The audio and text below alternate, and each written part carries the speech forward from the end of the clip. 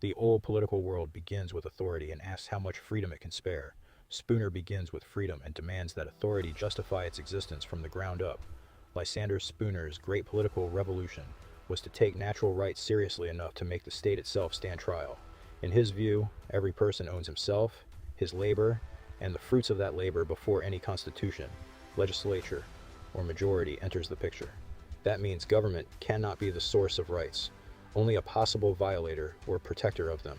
Spooner's defining move is to reject every fictional version of consent that political systems use to justify rule: birth under a flag, residence on territory, participation in elections, obedience under threat, or contracts signed by dead generations. None of these, for him, create a valid moral claim over a self-owning individual. Freedom is therefore not chaos, but the condition in which no one may rightfully command another's person, labor, or property without justice and genuine agreement. Property is not a mere grant of law. It is labor made durable, individuality expressed in the external world, and any institution that seizes it without consent reveals that it does not protect the individual from domination, but participates in domination itself. Locke says government is legitimate if it is limited and protects natural rights. Spooner asks, if rights are truly natural and individual, why should any person or majority have authority over someone who never actually consented? That is the core of the whole thing. Lysander Spooner is a radical defender of the individual. He believes each person owns himself, owns his labor, owns the fruits of that labor, and possesses rights prior to all governments, constitutions, legislatures, or collective claims. From that starting point, he argues that any institution, state, majority, class, church, or nation that claims authority over the individual without real consent is a usurpation. Where many political theories begin by asking how to organize society, Spooner begins by asking a more dangerous question. What gives one human being the right to rule another at all? That is his revolutionary move. He is not just pro-liberty in a general sense. He is trying to strip away every fake moral cover that power uses against the individual. Majority rule, patriotic duty, legal formality, public necessity, forced taxation, even constitutionalism when it lacks actual consent. Spooner is the thinker who takes the liberal idea that rights come before government and follows it to its most explosive conclusion. If rights really do come first, government must justify every ounce of power it claims, or stand exposed as organized coercion. Spooner's deepest move is this: no person can be morally bound by a political contract he never actually signed. That is the center of no treason. He attacks the claim that the Constitution binds later generations, non-consenting individuals, or dissenters merely because they were born on territory controlled by the state, or because they live under its power. This matters because it destroys one of the oldest tricks in political thought, pretending that obedience is voluntary when it is really just imposed. His point is brutal and simple. A contract without real consent is no contract. Political obligation without consent is no obligation. Government without consent is force. That is the anti-state edge of his entire philosophy. What is new in Spooner 1? Rights are natural, prior, and individual. Like Locke, Spooner begins from natural rights. Your rights are not grants from the state. They are moral facts grounded in your nature as a human being. You do not owe your liberty to legislation. Law is just only when it recognizes what is already yours. This is the foundation for everything else. Government is therefore not morally creative. It cannot invent rights, only violate or protect them. A statute that contradicts natural justice is not morally authoritative just because it has been enacted. This is one of Spooner's most important themes. Justice does not come from law. Valid law must come from justice. 2. The individual is sovereign over himself. Spooner is fiercely committed to self-ownership. Your body is yours. Your mind is yours. Your labor is yours. No other person, majority, or government has an inherent claim over your person. The individual is not born politically indebted. He is born morally self-owned. That is the beginning of all his arguments about labor, property, taxation, and consent. 3. Labor and property are extensions of the person. This is one of the places he strongly resembles Locke. Spooner sees labor as belonging to the laborer and property as the legitimate material embodiment of labor and exchange. If your labor is yours, then what that labor honestly creates or acquires is yours. So for Spooner, property is not just stuff. It is connected to personality, effort, time, choice, and agency. To seize it is not merely to rearrange resources. It is to invade the sphere where your life has taken objective form. That makes the labor-property individuality argument even sharper under Spooner than under Locke. Stored labor is stored life. Property is not dead matter, it is effort, made durable. 4. Consent must be real, not fictional. Spooner does not accept vague, ceremonial, or inherited forms of consent.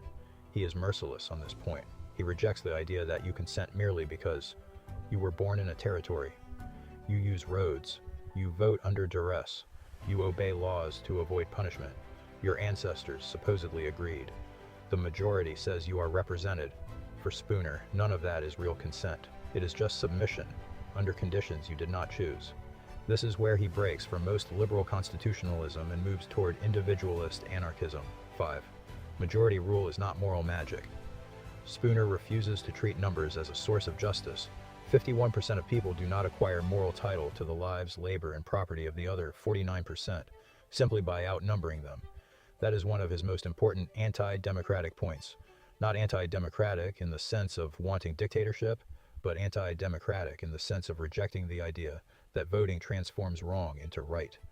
His question is devastating. If one man cannot rightfully dominate another, how do many men gain that right by combining?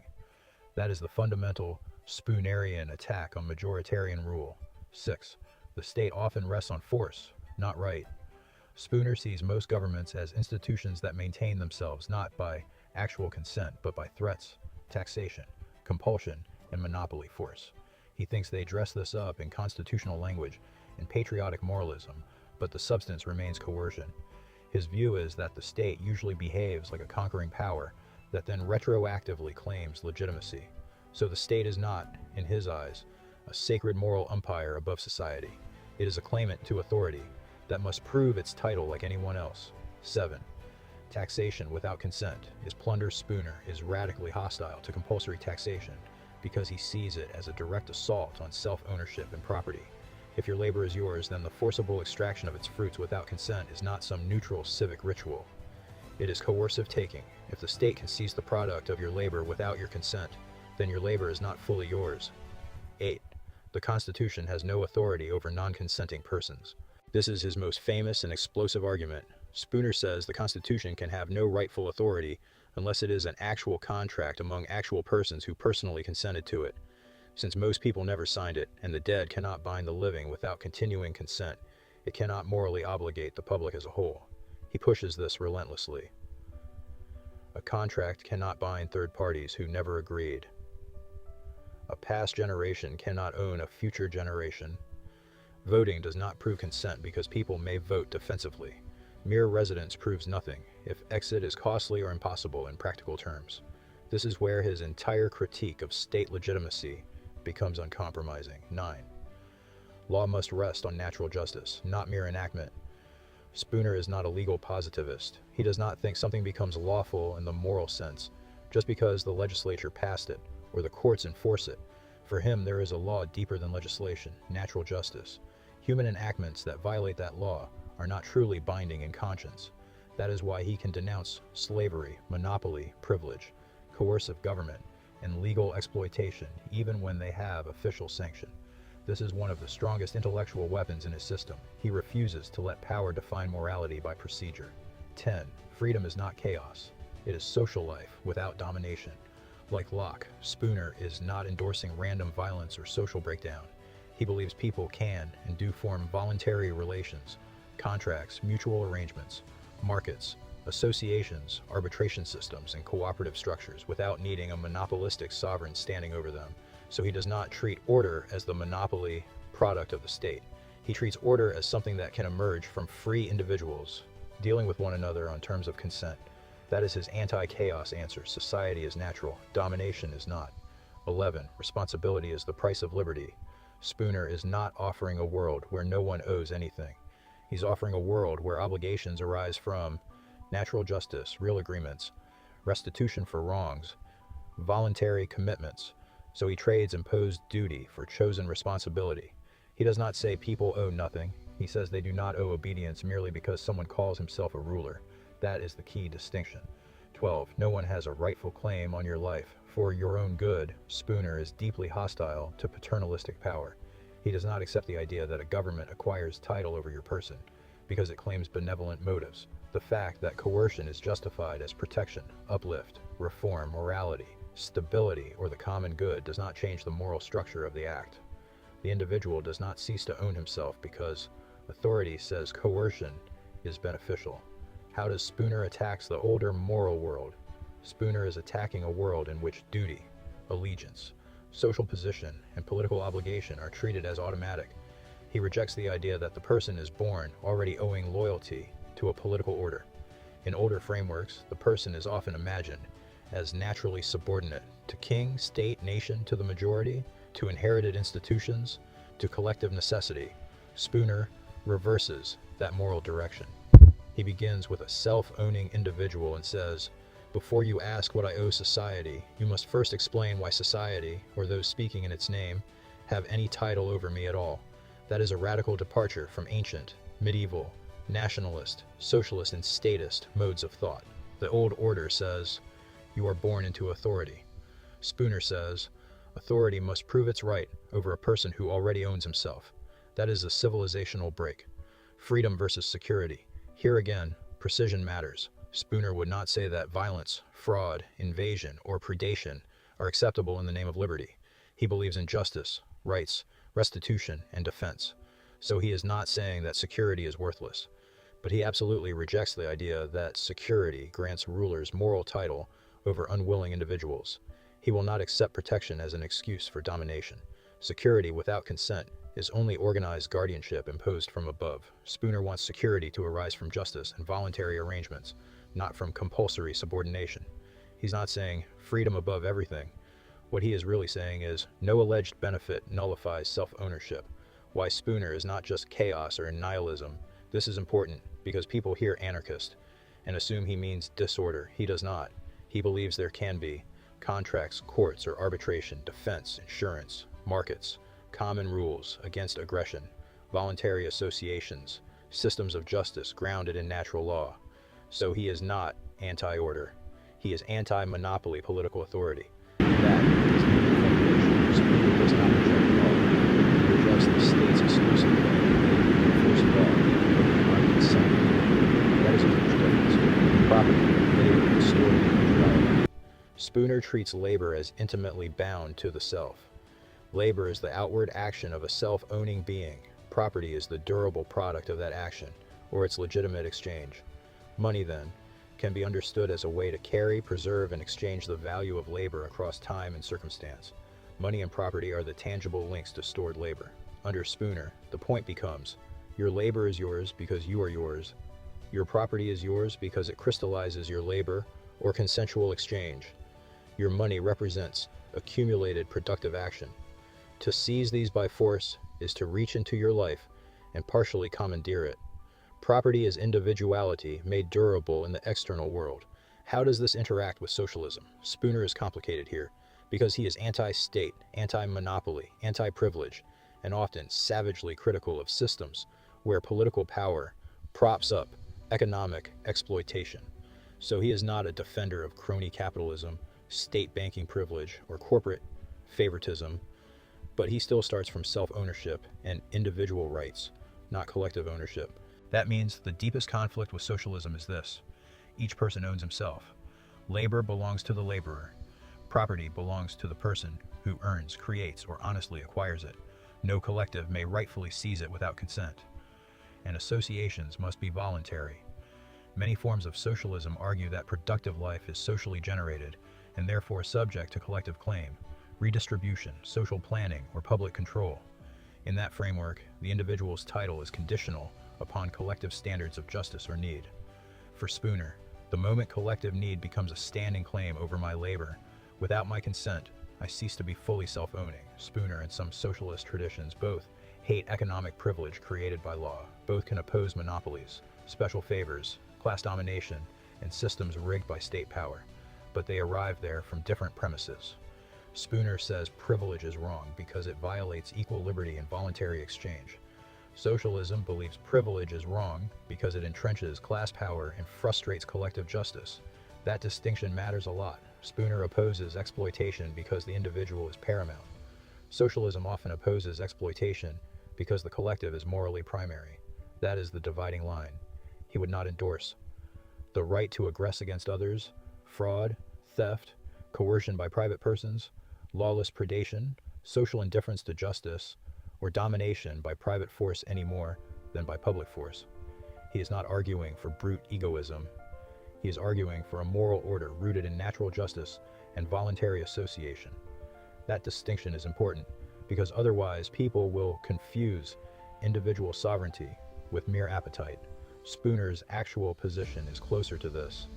Every person is free, but every person is equally inviolable. That is not nihilism, that is radical, natural rights individualism. Spooner's revolution is to deny that any political institution possesses automatic moral authority over the individual. Rights come first. The person owns himself, labor belongs to the laborer, and property is the durable expression of that self-ownership in the world. Any government that taxes, legislates, or rules without real consent is not a neutral guardian, standing above society, but a coercive claimant that must prove its title. Freedom is not disorder. Freedom is the condition in which no one may rightfully command the person, labor, or estate of another without justice or consent. That is the core. For most political thought, the real question was never whether anyone had the right to rule you. It was only who should rule you, how much, and under what form. Spooner tears that whole assumption apart. He asks the forbidden question, what if nobody has the right to rule a self-owning person without his actual consent? If you own yourself, your labor is yours. If your labor is yours, its fruits are yours. If your rights exist before government, government cannot be their source. If government is not their source, it has no rightful authority except what each person truly grants. And if that consent is absent, political power is just organized, force-wearing legal clothes. This is not chaos. Spooner does not oppose justice, contracts, defense, or social order. He opposes the claim that one institution may monopolize coercion over people who never agreed to it. Order does not require masters. It requires rules rooted in justice and accepted in freedom. No person becomes the property of rulers, because rulers say their commands are beneficial. No majority acquires title to a minority by voting. No constitution signed by the dead binds the living without ongoing consent. No appeal to public good erases self-ownership. Once society claims a standing right to your labor is no longer yours. Once your labor is no longer yours, your time is no longer yours. And once your time is no longer yours, some portion of your life belongs to others. That is exactly what Spooner refuses. Where Locke and Spooner largely aligned. 1. Natural rights come before government. Both believe rights are prior to the state. Government does not create them. This is one of their deepest shared assumptions. 2. The person is morally primary. Both begin with the individual, not the collective. The person is not born as raw material for political order. 3. Self-ownership matters. Both treat the individual as having a rightful claim over his own person and labor. 4. Property grows out of labor. Both connect property to labor and see property as morally linked to personhood and agency. 5. Government is justified only if it protects rights. Neither thinker believes naked power is self-justifying. Political authority must serve the preservation of rights. 6. Arbitrary power is tyranny. Both are fundamentally anti-arbitrary. The central enemy is being subject to another will without right. 7. Freedom is not anarchy. In the vulgar sense, neither is defending random lawlessness. Both believe justice, contracts, and rules against aggression are necessary. 8. Paternalistic domination is suspect. Both reject the idea that rulers acquire moral title over individuals merely by claiming superior wisdom or benevolent intention. Where Locke and Spooner largely differ, this is where Spooner breaks away hard. 1. Locke accepts political society. Spooner radically questions it. Locke thinks people can rightly form governments by consent to better secure rights. Spooner asks whether any existing state has ever actually met the consent standard in a morally serious way. 2. Locke allows tacit consent. Spooner destroys it. This is probably the biggest split. Locke is willing to treat residence, enjoyment of property, and participation in society as forms of tacit consent under some conditions. Spooner thinks that is mostly fiction. For him, consent must be explicit and real. 3. Locke accepts majority rule within a consensual commonwealth. Spooner does not treat majority rule as morally decisive.